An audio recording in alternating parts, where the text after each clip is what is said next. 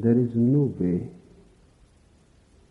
to attain to life except by living it, except being alive, flowing, streaming with it.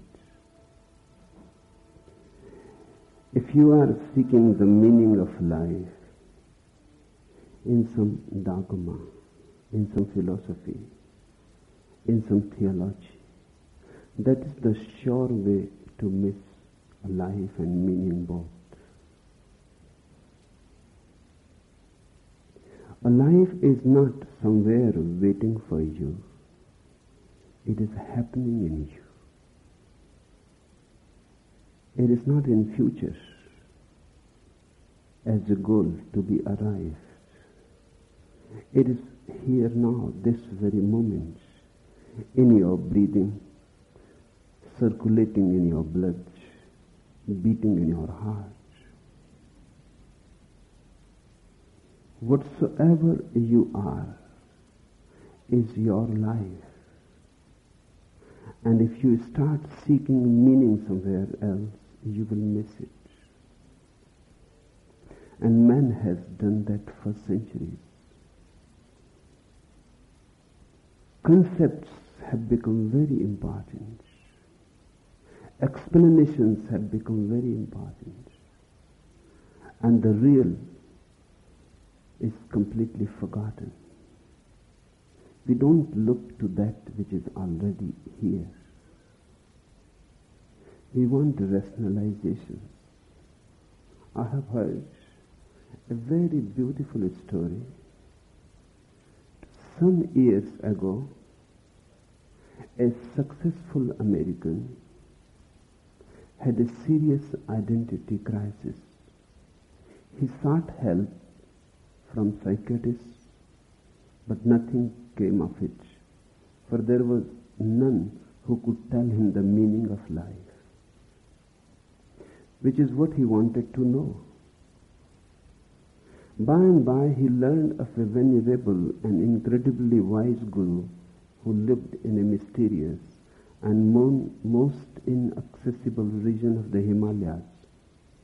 Only that guru, he came to believe, would tell him what life means and what his role in it ought to be. So he sold all his worldly possessions and began his search for the all-knowing guru. He spent 8 years wandering from village to village throughout the Himalayas in an effort to find him. And then one day he chanced upon a seafarer who told him where the guru lived and how to reach the place. It took him almost a year to find him, but he eventually did. There he came upon his guru, who was indeed venerable, in fact, well over 100 years old. The guru consented to help him, especially when he learned of all the sacrifices the man made towards this end. "What can I do for you, my son?" asked the guru. "I need to know the meaning of life," said the man. To this the guru replied without hesitation, "Life," he said, "is a river without end." "A river without end?" said the man in a startled surprise. "After coming all this way to find you, all you have to tell me is that life is a river without end?" The guru was shaken, shocked. He became very angry and he said, "You mean it is not?"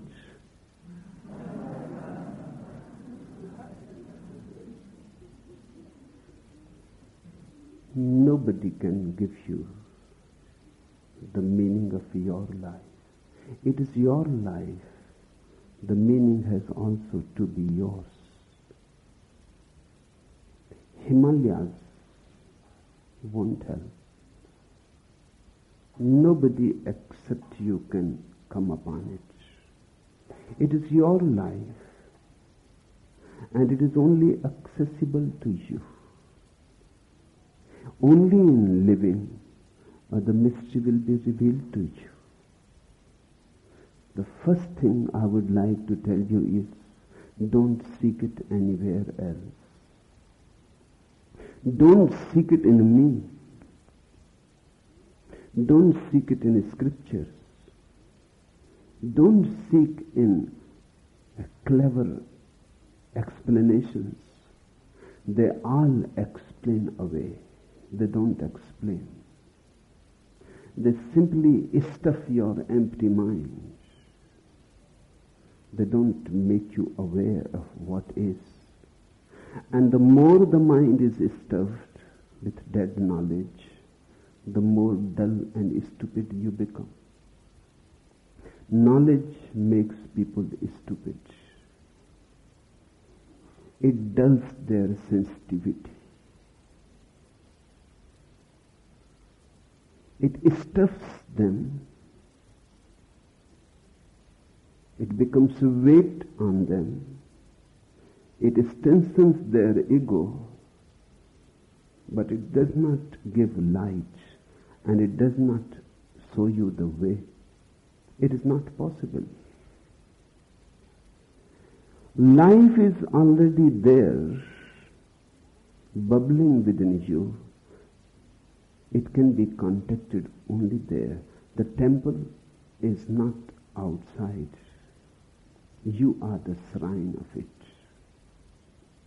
So the first thing to remember, if you want to know what life is, never seek it without. Never try to find out from somebody else. The meaning cannot be transferred that way. And the greatest masters have never said anything about life. They have always thrown you back to yourself. The second thing to remember, once you know what life is, you will know what death is. Because death is also the part of the same process. Ordinarily we think death comes at the end. Ordinarily we think death is against life. Ordinarily we think death is the enemy. Death is not the enemy. And if you think death as the enemy, it simply shows you have not been able to know what life is. Death and life are two polarities of the same energy, of the same phenomenon. The tide and the ebb, the day and the night, the summer and winter, they are not separate and not opposites, not contraries, they are complementaries. Death is not the end of life. In fact, it is the completion of one life. The crescendo of one life. The climax, the final. But once you know your life and its process, then you understand what death is. Death is an organic, integral part of life. And it is very friendly to life.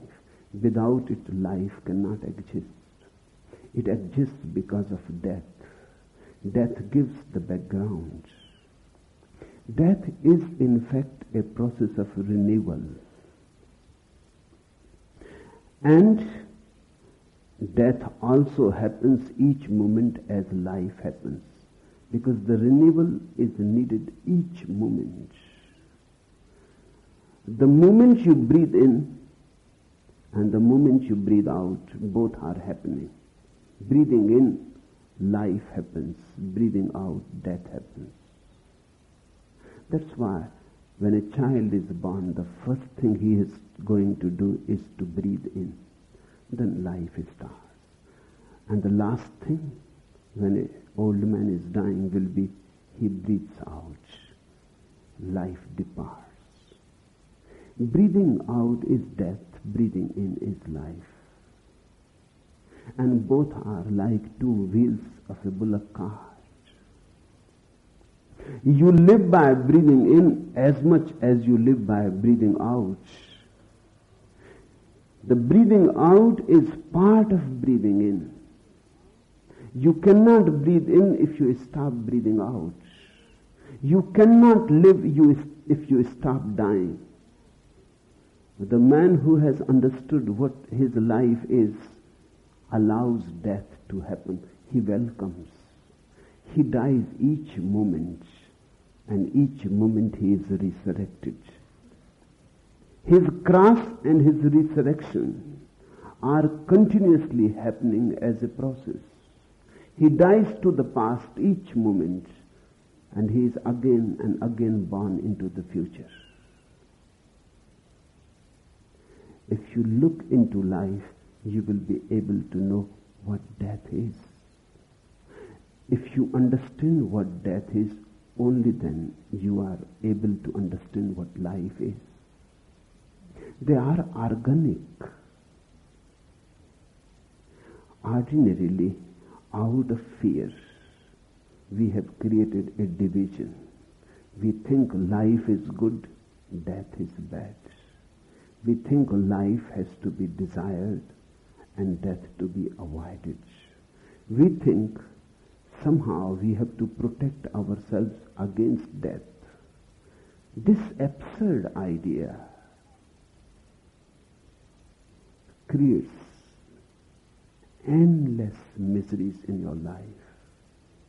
Because a person who protects himself against death becomes incapable of living.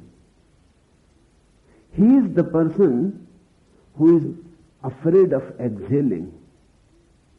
Then he cannot inhale. Then he is stuck. Then he simply drags. His life is no more a flow. His life is no more a river. If you really want to live, you have to be ready to die. Who is afraid of death in you? Life is afraid of death. It is not possible. How life can be afraid of its own integral process? Something else is afraid in you. The ego is afraid in you. Life and death are not opposites. Ego and death are opposites. Life and death are not opposites. Ego and life are opposites. Ego is against both life and death. The ego is afraid to live. The ego is afraid to die. It is afraid to live because each effort, each step towards life brings death closer. If you live, you are coming closer to die. The ego is afraid to die, hence it is afraid to live also. The ego simply drags. There are many people who are neither alive nor dead. This is worse than anything. A man who is fully alive is full of death also. That is the meaning of Jesus on cross. It has not been really understood. Jesus carrying his own cross. And he says to his disciples, you will have to carry your own cross. The meaning of Jesus carrying his own cross is nothing but this, very simple. That everybody has to carry his death continuously. And everybody has to die each moment. Everybody has to be on the cross, because that is the only way to live fully, totally. Whenever you come to a total moment of aliveness, suddenly you will see death also there. In love it happens. In love, life comes to a climax. And hence people are afraid of love. I have been continuously surprised by people who come to me and say they are afraid of love. What is the fear of love? Because when you really love somebody, your ego starts slipping and melting. You cannot love with the ego. The ego becomes a barrier, and you would like to drop the barrier. And the ego says, this is going to be a death. Beware. The death of the ego is not your death. The death of the ego is really your possibility to live. The ego is just a dead crust around you. It has to be broken and thrown away. It naturally comes into being. Just as a traveler passes, dust collects on his clothes, on his body. And he has to take a bath to get rid of the dust. As we move in time, dust collects of experiences, of knowledge, of lived life, of past.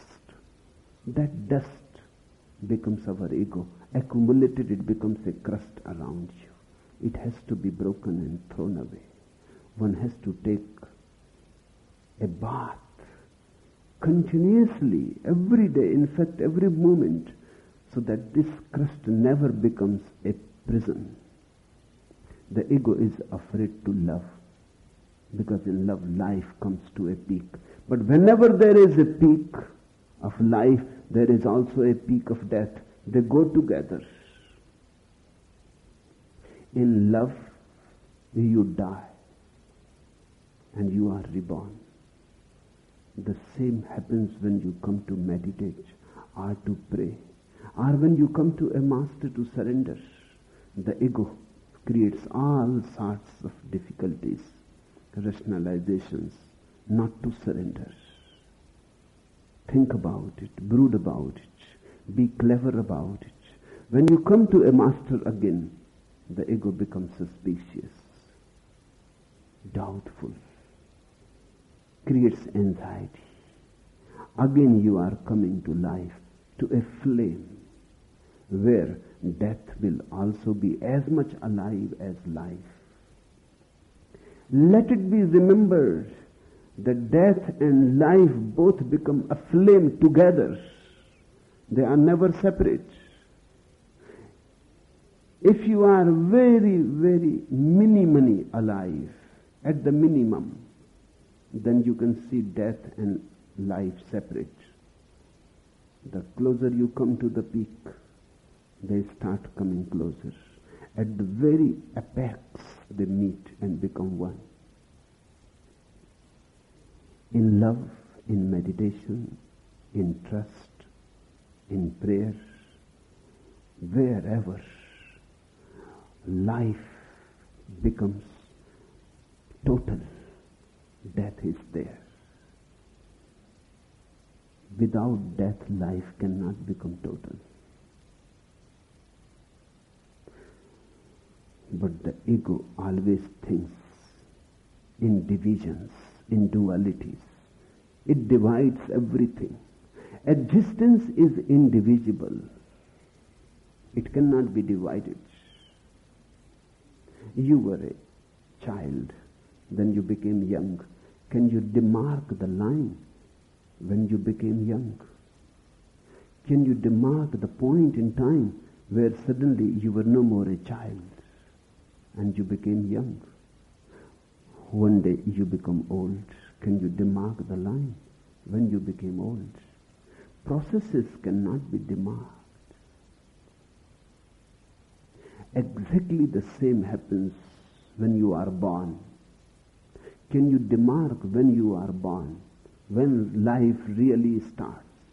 Does it start when the child starts breathing and the doctor spanks the child and the child starts breathing? Then life is born?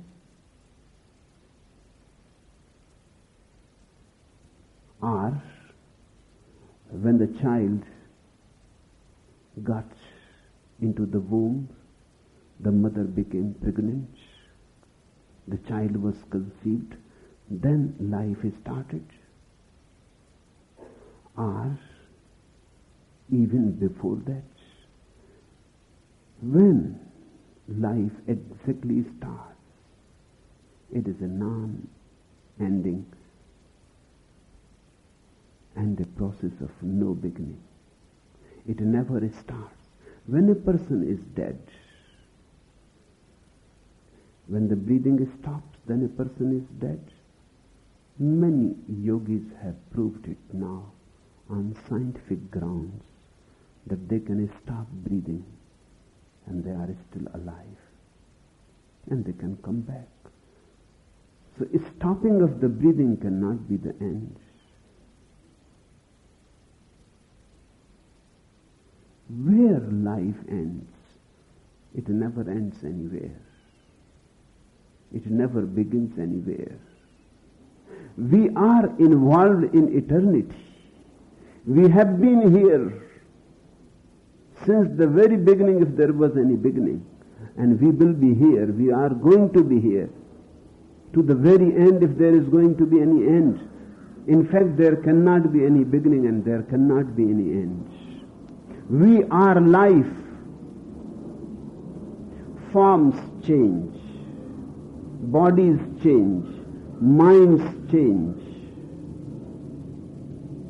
And what we call life is just identification with a certain body, with a certain mind, with a certain attitude.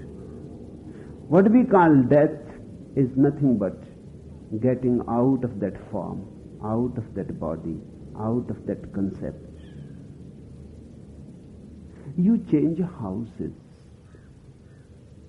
If you get too much identified with one house, then changing the house will be very painful. You will think you are dying. Because the old house was what you were. That was your identity. But it doesn't happen because you know you are only changing the house, you remain the same. Those who have looked within themselves, those who have found who they are, come to know an eternal, non-ending process. Life is a process, timeless, beyond time. Death is part of it. Death is a continuous revival, a help to life to resurrect again and again, to help the life to get rid of old forms, to get rid of dilapidated buildings, to get rid of old confining structures, so that again you can flow, and again you can become fresh and young, and again you can become virgin.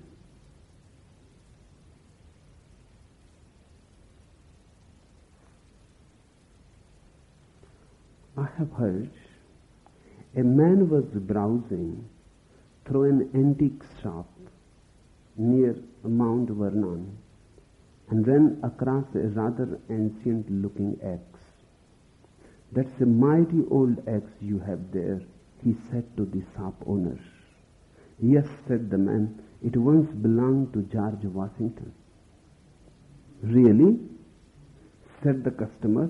"It certainly stood up well." "Of course," said the antique dealer, "it has had 3 new handles and 2 new heads." But that's how life is. It goes on changing handles and heads.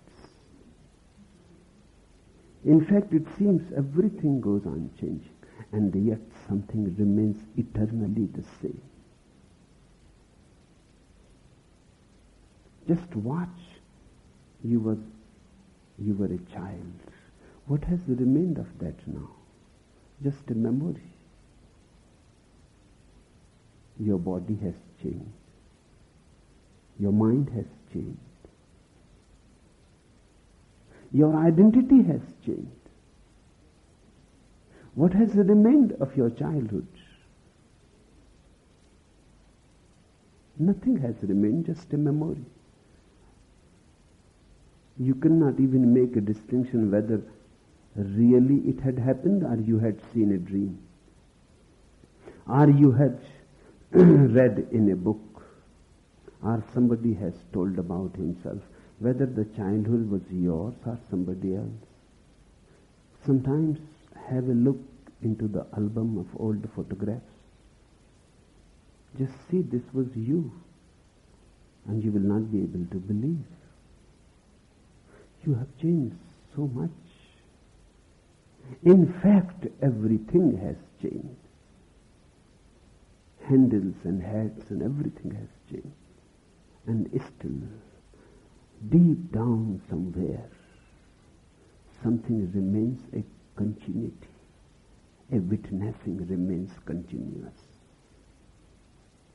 There is a thread, howsoever invisible. Everything goes on changing. That invisible thread remains the same. That thread is beyond life and death.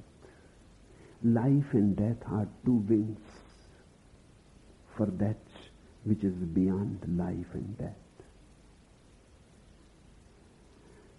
That which is beyond goes on using life and death as two wheels of a car, complementaries. It lives through life, it lives through death.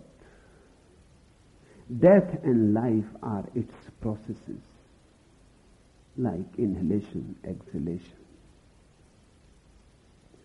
But something in you is transcendental.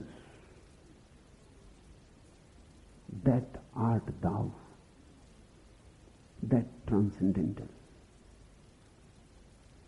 But we are too much identified with the form that creates the ego. That's what we call I. Of course, the I has to die many times, and it has to die many times. It is constantly in fear, trembling, shaking, always afraid, protecting, securing.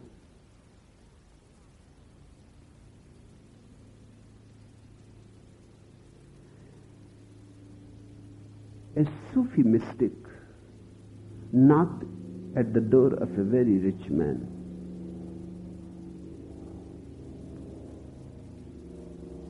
He was a beggar, and he wanted nothing but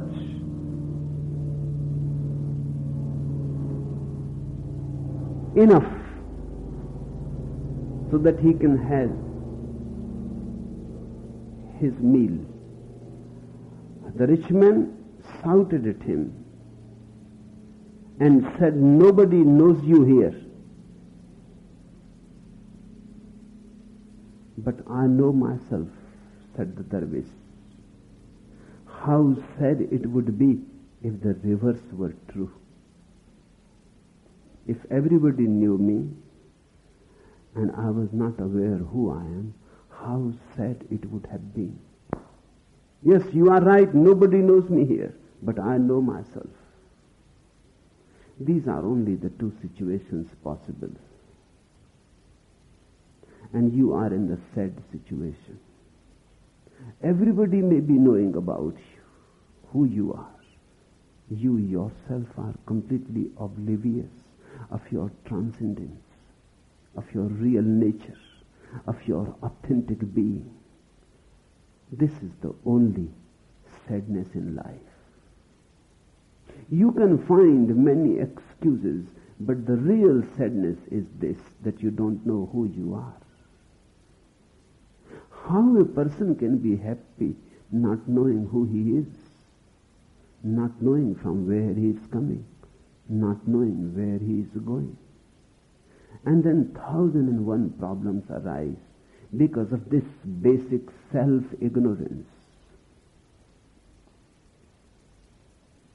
A bunch of ants came out of the darkness of their underground nests in search of food. It was early in the morning. The ants happened to pass by a plant whose leaves were covered with morning dew. "What are these?" asked one of the ants, pointing to the dewdrops. "Where do they come from?" Some said they come from the earth. Others said they come from the sea. Soon a quarrel broke out. There was a group who adhered to the sea theory and a group who attached themselves to the earth theory. Only one, a wise and intelligent ant, stood alone.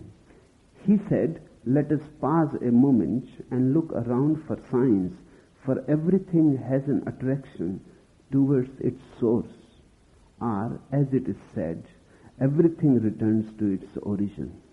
No matter how far in the air you throw a piece of brick, it comes down to the earth. Whatever leans towards the light must originally be of the light." The ants were not totally convinced yet and were about to resume their dispute, but the sun had come up and the dewdrops were leaving the leaves, rising towards the sun and disappearing into the sun. Everything returns to its original source. Has to return to its original source. If you understand life, then you understand death also. Life is a forgetfulness of the original source, and death is again a remembrance. Life is going away from the original source, death is coming back home. Death is not ugly, death is beautiful. But death is beautiful only for those who have lived their life unhindered, uninhibited, unsuppressed. Death is beautiful only for those who have lived their life beautifully, who have not been afraid to live, who have been courageous to live, who loved, who danced, who celebrated. Death becomes the ultimate celebration if your life is a celebration. Let me tell you in this way, whatsoever your life is, death reveals only that. If you have been miserable in life, death reveals misery. Death is a great revealer. If you've been happy in your life, death reveals happiness. If you have lived only a life of physical comfort and physical pleasure, then of course death is going to be very uncomfortable and unpleasant, because the body has to be left. Body is just a temporary abode, a sarai, in which we stay for the overnight, and in the morning we have to leave. It is not your permanent abode. It is not your home. So if you have lived just a bodily life and you have never known anything beyond the body, death is going to be very, very ugly, unpleasant, painful. Death is going to be an anguish. But if you have lived a little higher than the body, if you have loved music and poetry, and you have loved, and you have looked at the flowers and the stars, and something of the non-physical has entered into your consciousness, that will not be so bad. That will not be so painful. You can take it with equanimity. But still it cannot be a celebration. If you have lived something into the transcendental in yourself,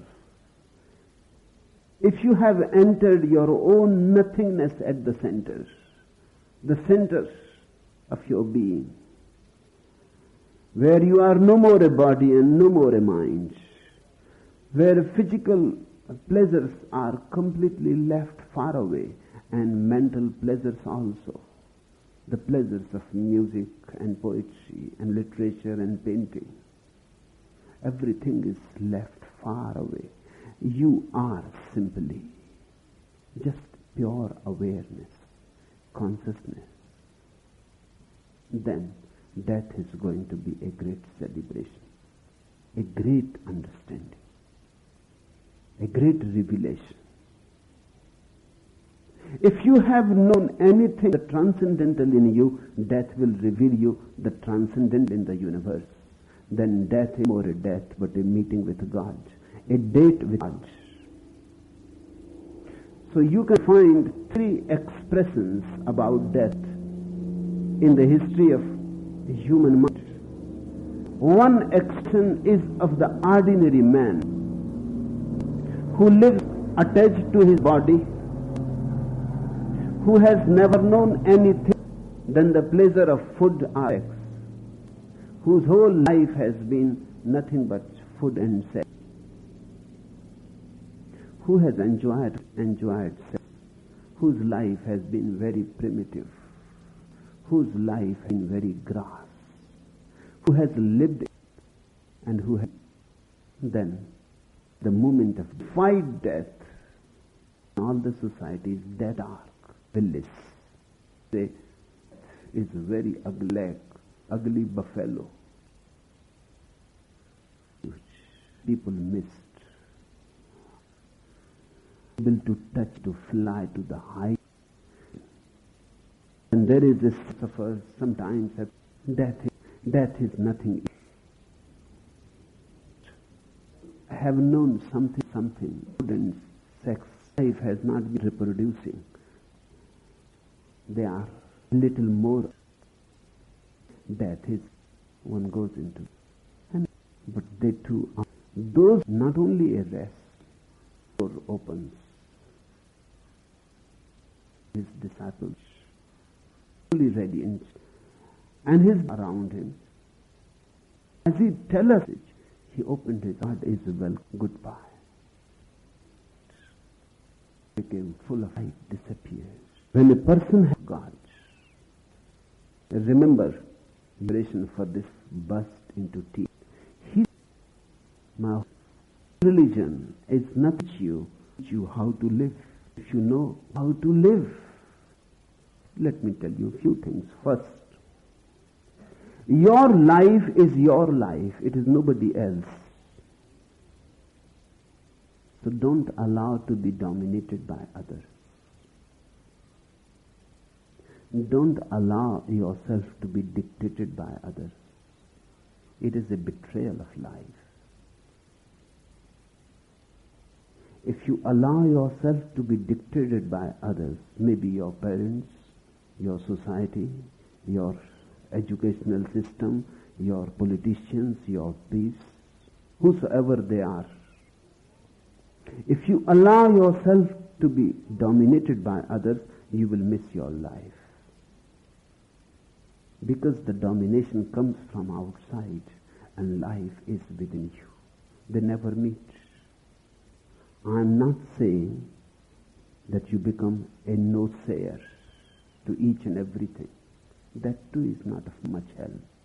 There are two types of people. One, very obedient type, ready to surrender to any and everybody. They don't have any independent soul in them. Immature, childish, always searching for a father figure, somebody to say to them what to do and what not to do. Not able to trust their own being. These people are the greater part of the world, the masses. Then there are against these people a small minority who reject society, who reject the values of the society. And they think they are rebellious. They are not. They are only reactionaries. Because whether you listen to the society or you reject to the society, if society remains in either way the determining factor, then you are dominated by the society. Let me tell you one anecdote.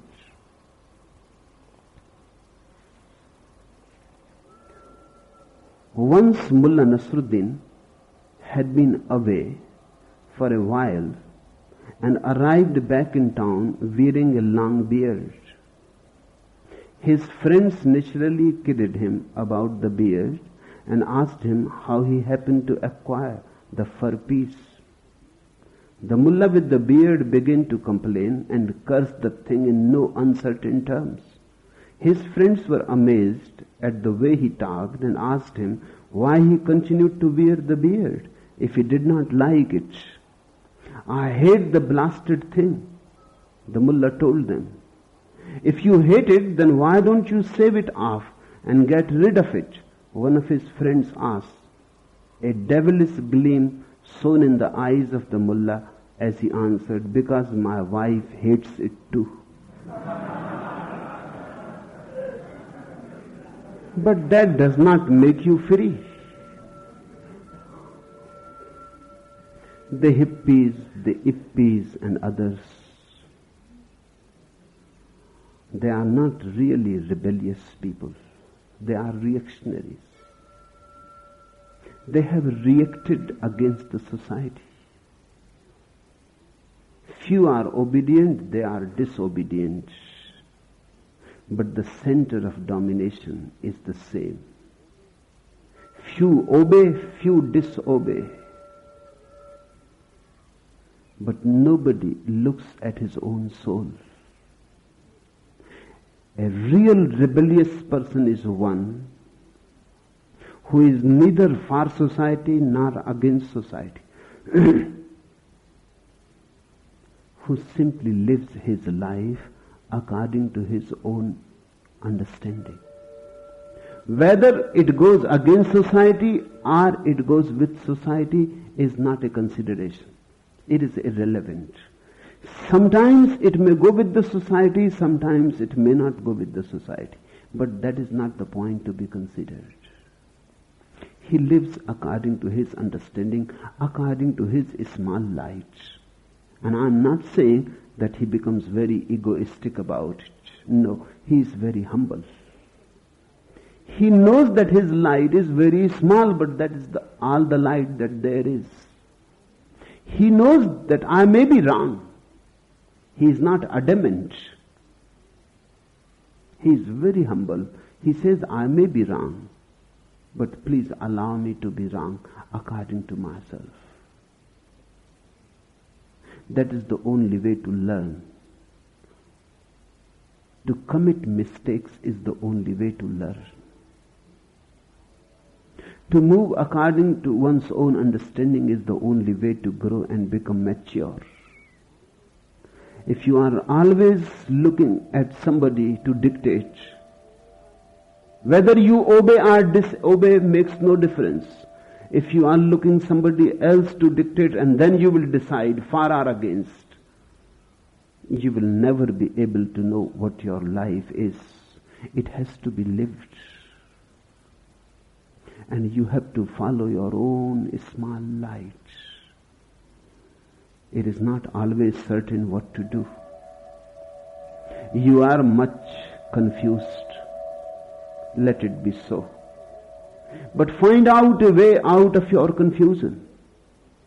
It is very cheap and easy to listen to others because they can hand over you dead dogmas. They can give you commandments. Do this, don't do that. And they are very certain about their commandments. Certainty should not be sought. Understanding. If you are seeking certainty, you will become a victim of some trap or other. Don't seek certainty. Seek understanding. Certainty can be given to you cheap Anybody can give it to you. But in the final analysis, you will be a loser. You lost your life just to remain secure and certain. And life is not certain. And life is not secure. Life is insecurity. Each moment is a move into more and more insecurity. It is a gamble. One never knows what is going to happen. And it is beautiful that one never knows. If it was predictable, life would not be worth living. If it was, everything was as you would like, and everything was certain, you will not be a man at all, you will be a machine. Only for machines, everything is secure and certain. Man lives in freedom. Freedom needs insecurity and uncertainty. A real man of intelligence is always hesitant, because he has no dogma to rely upon, to lean upon. He has to look and respond. Lao Tzu says that I am hesitant. And I move in life alert, because I don't know what is going to happen, and I don't have any principle to follow. I have to decide every moment. I never decide beforehand. I have to decide when the moment has come. Then one has to be very responsive. That's what responsibility is. Responsibility is not an obligation. Responsibility is not a duty. It is a capacity to respond. A man who wants to know what life is has to be responsive. That is missing. Centuries of conditioning have made you more like machines. You have lost your manhood. You have bargained for security. You are secure and comfortable, and everything has been planned by others, and they have put everything on the map. They have measured everything. This is all absolutely foolish, because life cannot be measured. It is immeasurable. And no map is possible, because it is in constant flux. Everything goes on changing. Except change, nothing is permanent. Says Heraclitus, you cannot step in the same river twice. And the ways of life are very zigzag. The way of life is not like a track of a railway train. No, it does not run on tracks. And that's the beauty of it, the glory of it, the poetry of it, the music of it, that it is always a surprise. If you are seeking for security, certainty, your eyes will become closed, and you will be less and less surprised, and you will lose the capacity to wonder. Once you lose the capacity to wonder, you have lost a religion. A religion is the opening of your wondering heart. Religion is a receptivity for the mysterious that surrounds us. Don't seek security. Don't seek advice how to live your life. People come to me, they say, Bhagwan, say to us how we should live our lives. You are not interested in knowing what life is.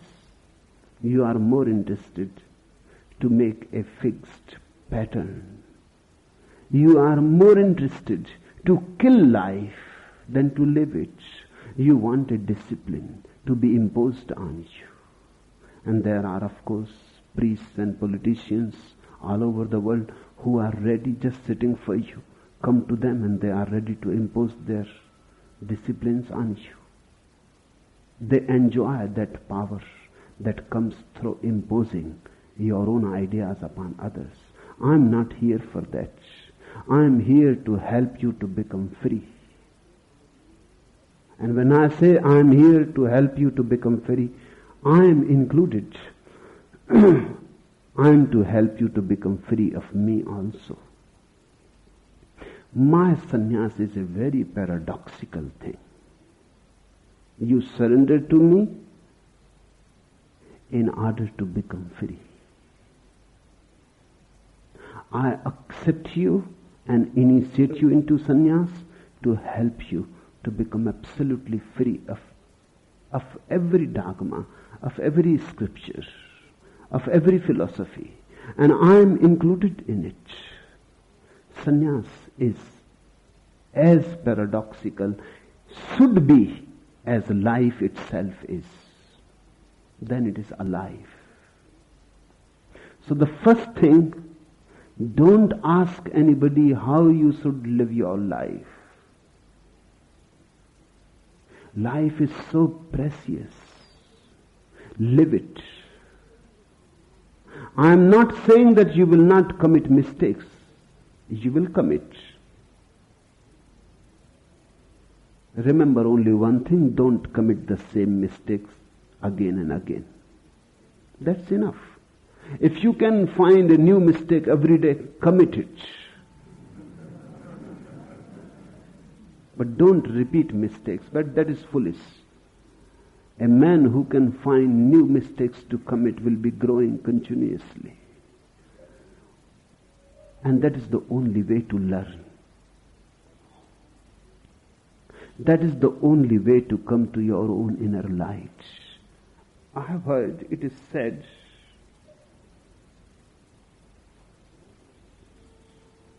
one night the poet Avadi of Kerman was sitting on his porch, a very great Muslim poet, bent over a vessel. Shams-e-Tabrizi, a great Sufi mystic, happened to pass by. Shams-e-Tabrizi looked at the poet, what he is doing.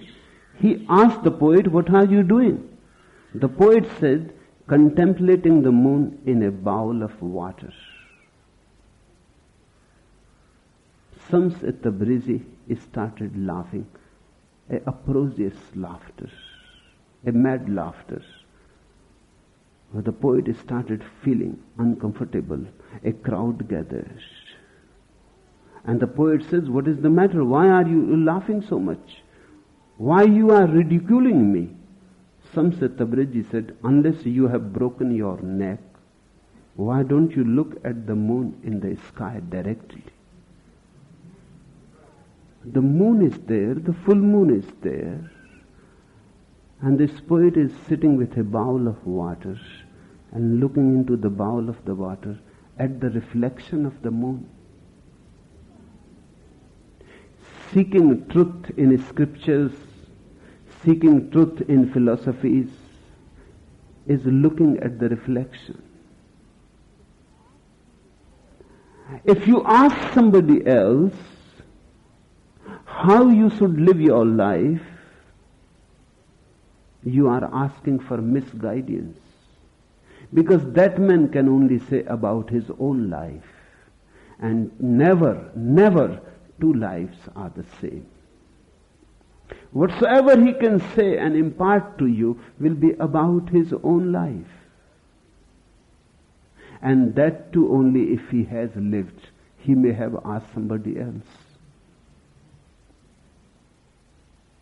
He may have followed somebody else. He may have been an imitator himself. Then reflection of the reflection. And centuries pass.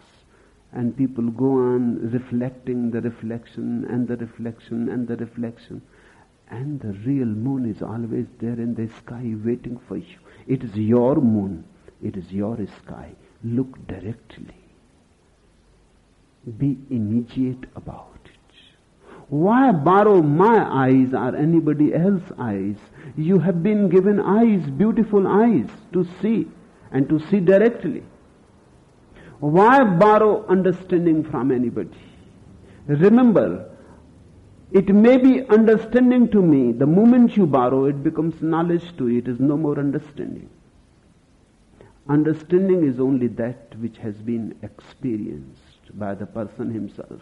It may be understanding for me if I have looked at the moon. But the moment I say it to you, it becomes knowledge.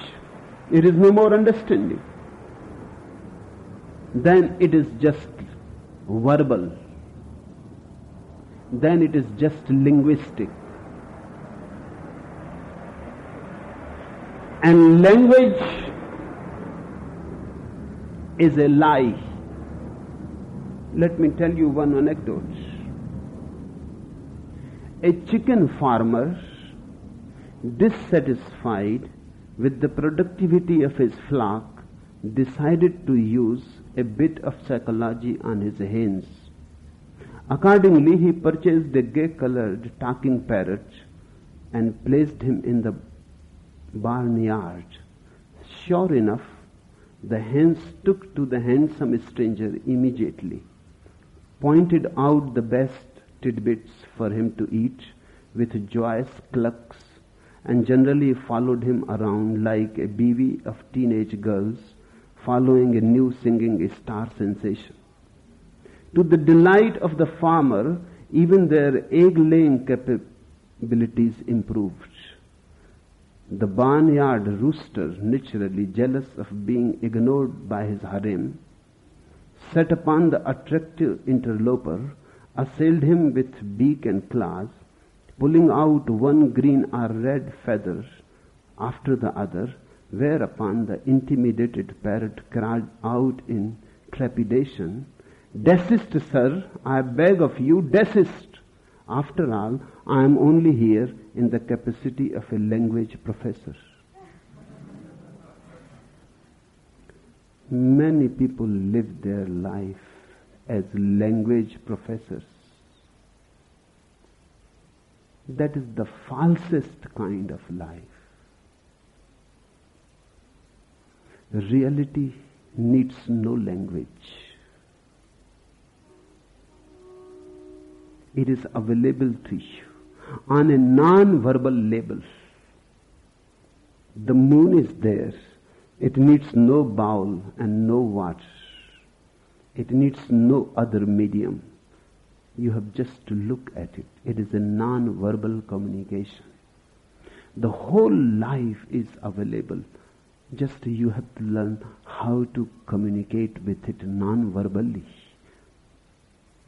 That's what meditation is all about. To be in such a space where language does not interfere, where learned concepts don't come in between you and the real. When you love a woman, don't be bothered what others have said about love. That is going to be an interference. You love the woman, the love is there. Forget all that you have learnt about love. Forget all Kinseys and forget all Masters and Johnsons. Forget all Freuds and Jungs. Please don't become a language professor. Just love the woman and let love be there, and let love lead you and guide you into its innermost secrets, into its mysteries. Then you will be able to know what love is. What others say about meditation is meaningless. Once I came upon a book. A Jaina saint has written that book about meditation. It was really beautiful. Just few places were there where I could see that the man has never meditated himself. Otherwise, those places cannot be there. But they were very few and far in between. The whole book, on the whole, almost 99% was perfect. I loved the book. Then I forgot the book. For 10 years I was wandering around the country. Once, in a village of Rajasthan, that saint came to meet me.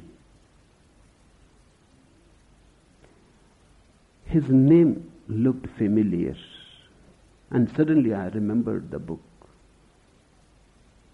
And I asked the saint, why you have come to me?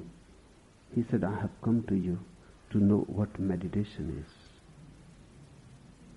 I said, I remember your book, and I remember it very well, because it has really impressed me, except few defects which showed that you have never meditated. The book was perfectly right, 99% right.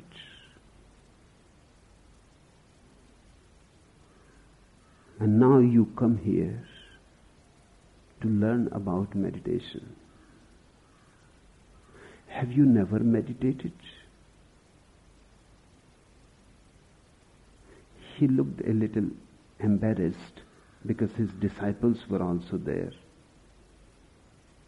I said, be frank. Because if you say you know meditation, that I'm not going to talk about it, then finish. You know. There is no need. If you say to me frankly, at least be true once. If you say you have never meditated, only then I can help you towards meditation. It was a bargain, so he has to confess. He said, yes. I have never said it to anybody. I have read many books about meditation, all the old scriptures. And I have been teaching to people, that's why I feel embarrassed before my disciples. I have been teaching meditations to thousands, and I have written books about it, but I have never meditated. Now, you can write books about meditation, never coming across the space what meditation is. You can become so efficient in verbalizing. You can become so clever in abstraction, in intellectual argumentativeness, and you can forget completely that all the time that you have been involved in these intellectual activities is a sheer wastage. I asked the old man, how long you have been interested in meditation? He said, my whole life. He was almost 70. He said, when I was 20, I took sannyas. I became a Jaina monk. And those 50 years since then, I have been reading and thinking about meditation. 50 years thinking and reading and writing about meditation, even guiding people into meditations.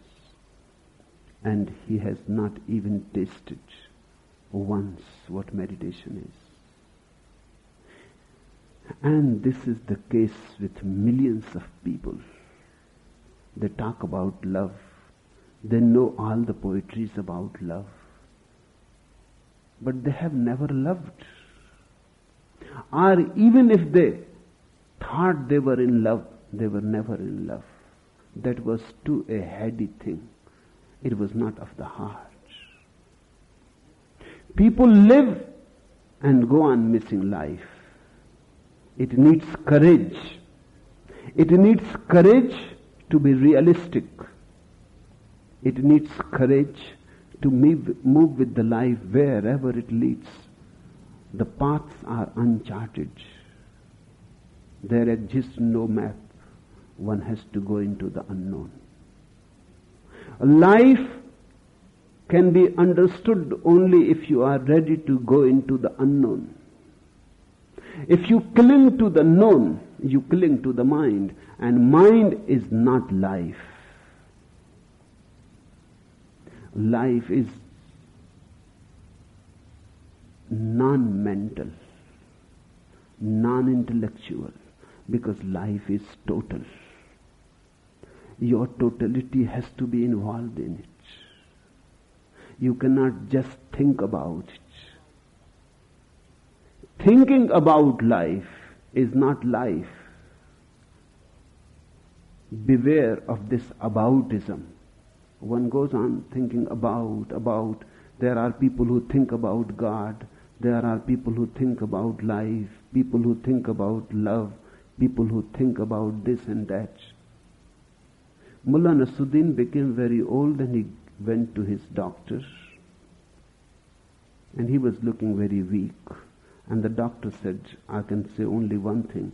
You will have to cut your love life to half. The mullah said, okay. Which half? Talking about it or thinking about it?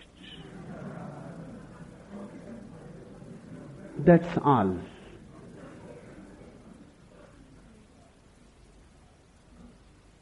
Don't become a language professor.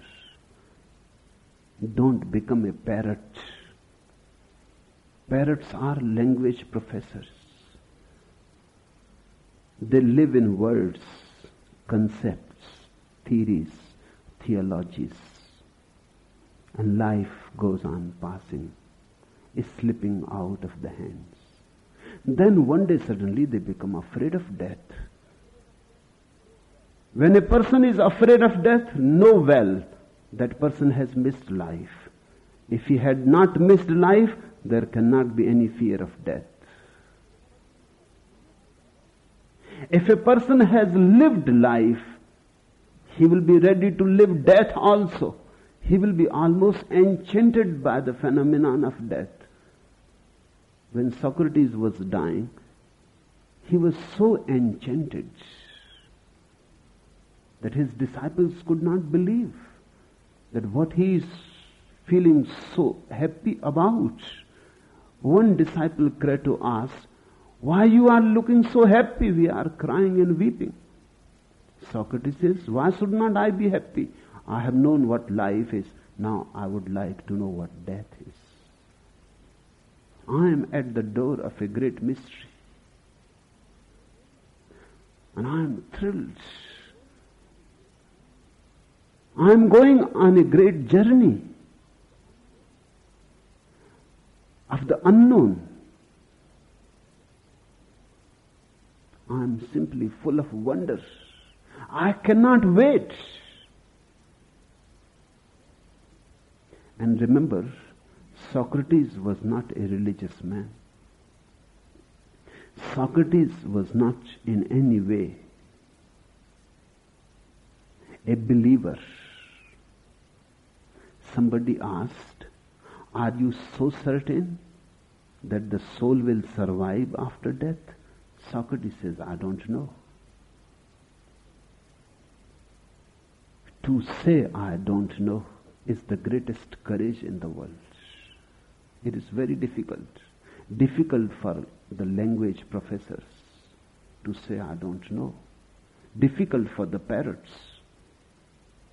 A very sincere and honest man. Socrates says, I don't know. But then the disciple asked, then why you are feeling so happy? If the soul does not survive, then Socrates says, I have to see. If I survive, there is no fear about it then. If I don't survive, how can there be fear? If I don't survive, then where is the fear? There is nobody there. So fear cannot exist. If I survive, I survive. There is no point in getting afraid about it. But I don't know exactly what is going to happen. That's why I am so much full of wonders and ready to go into it. I don't know. To me, this is what religious man should be.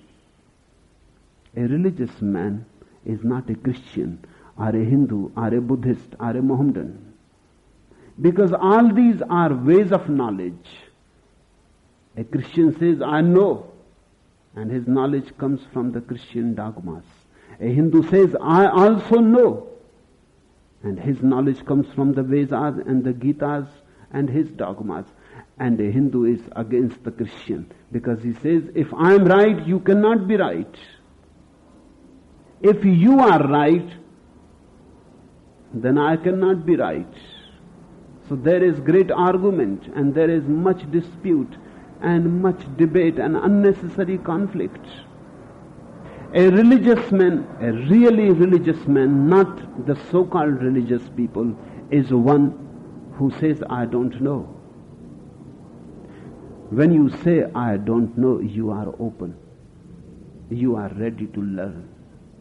When you say, I don't know, you don't have any prejudice, this way or that. You don't have any belief. You don't have any knowledge. You have only awareness. You say, I am aware, and whatsoever happens, I will see. I will not carry any dogma from the past. This is the attitude of a disciple. The attitude of one who wants to learn. And discipline simply means learning. A disciple means a learner, and discipline means learning. One who is ready to learn. Here I am not to teach you any dogmas. I am not imparting any knowledge to you. I am simply helping you to see that which is. Live your life. Whatsoever the cost, be ready to gamble with it. I have heard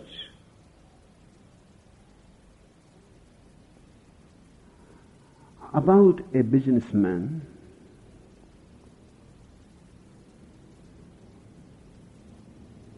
he was walking from his office to a restaurant for lunch when he was stopped by a stranger who said to him, I don't think that you remember me, but 10 years ago I came to this city broke. I asked you for a loan and you gave me $20 because you said you were willing to take a chance to start a man on the road to success. The businessman thought for a while and then he said, yes, I remember the incident. Go on with your story. Well, remarked the stranger, are you still willing to gamble? Life asks you the same question again and again and again. Are you still willing to gamble? It is never certain. Life has no insurance in it. It's simply an opening, a wild opening, a chaotic opening. You can make a small house around you secure, but then that will prove your grave. Live with life. And we have been doing that in many ways. Marriage is man-created. Love is part of life.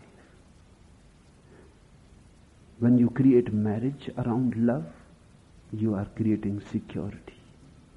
You are making something which cannot be made. Love cannot be made legal. You are trying to do the impossible. And if in that effort love dies, there is no wonder. You become a husband, your beloved becomes a wife, you are no more two alive persons. You are two functionaries.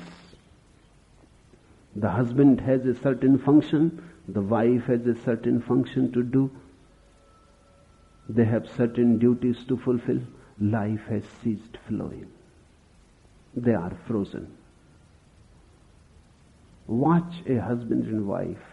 You will always see two persons frozen, sitting side by side, not knowing what they are doing here, why they are sitting. Maybe they have nowhere to go. When you see love between two persons, something is flowing, moving, changing. When there is love between two persons, they live in an aura. There is a constant sharing. Their vibrations are reaching to each other. They are broadcasting their being to each other. There is no wall between them. They are two and yet not two. They are one also. The husband and wife are as far away as it is possible to be. They may be sitting by the side to each other. The husband never listens what the wife is saying. He has become deaf long ago. The wife never sees what is happening to the husband. She has become blind to him. They take each other absolutely granted. They have become things. They are no more persons. Persons are always open. And persons are always uncertain. And persons are always changing. Now they have a fixed role to fulfill. They died the day they got married. Since that day they have not lived. I'm not saying don't get married. But remember it. That love is the real thing. And if it dies, then marriage is worthless. And the same is true about everything in life. About everything. Either you can live it, but then you have to live with this hesitation, not knowing what is going to happen the next moment. Or you can make everything certain about it. There are people who have become so certain about everything, they are never surprised. There are people you cannot surprise them. And I am here to deliver you a message which is very surprising. You will not believe it, I know. You cannot believe it, I know. I am here to tell you something which is absolutely unbelievable, that you are gods and goddesses. You have forgotten it. Let me tell you one anecdote. Harvey Firestone, Thomas A. Edison, John Burroughs, and Henry Ford stopped at a rural service station on their way to Florida for the winter. We want some bulbs for our headlights, said Ford. And by the way, that is Thomas Edison sitting there in the car, and I am Henry Ford. The fellow at the service station did not even look up, just spat out some tobacco juice with obvious contempt and said, Ford, we would like to buy a new tire if you have any Firestone tires. And that other fellow in the car is Harvey Firestone himself. Still the old fellow said nothing. While he was placing the tire on the wheel, John Burroughs, with his long white beard, stuck his head out the window and said, How do you do, stranger? Finally, the old man at the service station came alive. He glared at Burroughs and said, If you tell me you are Santa Claus, I will be damned if I don't crush your skull with this lug wrench.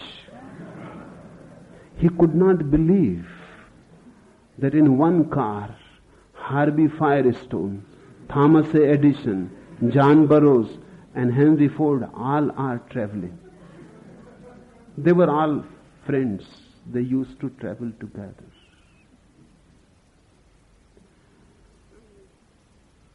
When I say to you, you are gods and goddesses,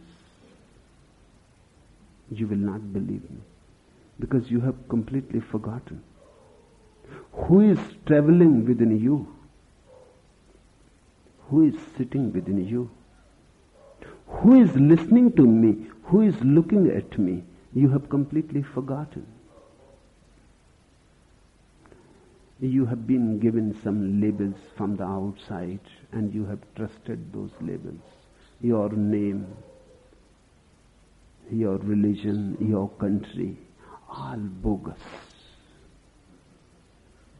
Because it does not make any sense whether you are a Hindu or a Christian or a Mohammedan. If you don't know yourself, these labels make no sense at all.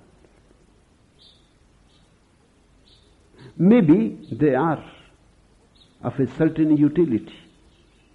What sense does it make whether you are a Hindu or a Christian or a Mohammedan or an Indian, an American, Chinese? How it makes sense, how it helps you to know your being, all irrelevant. Because the being is neither Indian, nor Chinese, nor American. And the being is neither Hindu, nor Mohammedan, nor Christian. The being is simply a pure isness. The pure isness is what I call God. If you can understand your inner divinity, you have understood what life is. Otherwise, you have not been able yet to decode life. This is the message. The whole life is pointing at one thing continuously, that you are gods. Once you have understood it, then there is no death. Then you have learned the lesson. Then in death, gods will be returning back to their homes. When Rabbi Burnam lay dying, his wife burst into tears. He said, "What are you crying for? My whole life was only that I might learn how to die." The whole life, just a training, how to go back home, how to die, how to disappear. Because the moment you disappear, God appears in you. Your presence is God's absence. Your absence is God's presence. Enough for today.